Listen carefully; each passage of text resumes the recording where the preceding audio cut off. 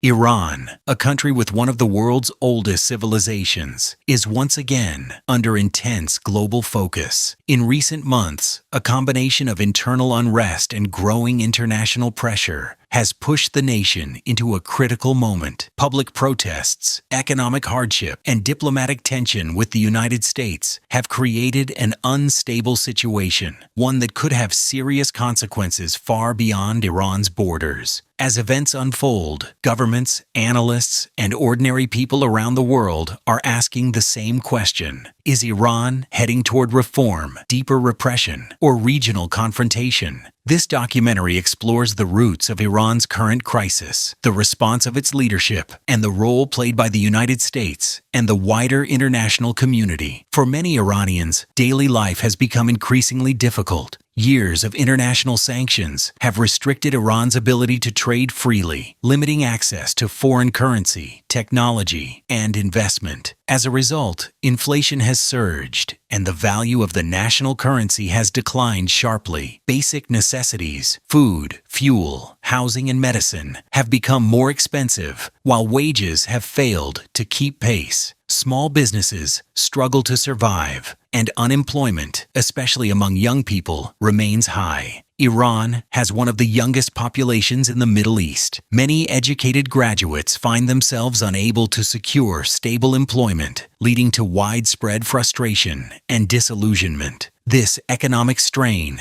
has created fertile ground for public anger that has increasingly found expression in street protests. Protests in Iran are not new, but recent demonstrations stand out for their scale and persistence. What began as localized economic protests quickly expanded into broader expressions of dissatisfaction. Demonstrators have raised concerns about governance, personal freedoms, and the future direction of the country. Unlike earlier movements, these protests involve a wide cross-section of society: students, workers, women, professionals, and even some former supporters of the system. Social media, when accessible, has played a key role in mobilizing protesters and sharing footage with the outside world. However, authorities have repeatedly restricted internet access, citing national security concerns. Security forces have responded firmly, dispersing crowds, making arrests, and increasing surveillance. Human rights organizations claim that these measures have resulted in casualties and widespread detentions, though official figures are often disputed. Despite the risks, protests have continued, suggesting that underlying grievances remain unresolved. Iran's leadership maintains that it is firmly in control of the situation. Officials argue that protests are being amplified or influenced by foreign governments seeking to destabilize the country. State media frequently frames the unrest as part of a broader campaign of external pressure and psychological warfare. At the same time,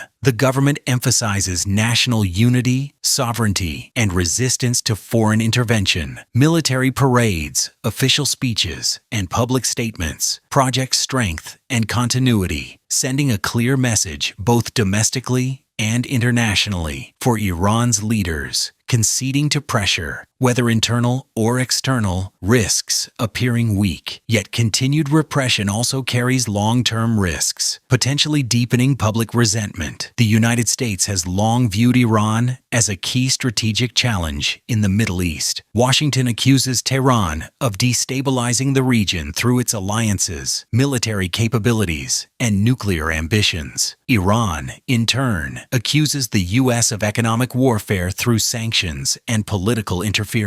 In response to the current unrest, American officials have publicly criticized Iran's handling of protests and imposed additional targeted sanctions. The U.S. has also adjusted its military posture in the region, relocating some personnel and increasing readiness. Officials insist these moves are defensive and precautionary. At the same time, Washington has emphasized that it does not seek direct conflict. Diplomatic channels, though limited, remain open. This dual approach, pressure combined with restraint, reflects the complexity of U.S.-Iran relations. Iran's importance extends far beyond its borders. The country sits at the center of critical energy routes and regional power networks. Any escalation could disrupt global oil markets and and international trade. Neighboring countries fear that instability could spill over, drawing multiple actors into a wider conflict. Major global powers, including European states and regional mediators, have called for calm and dialogue.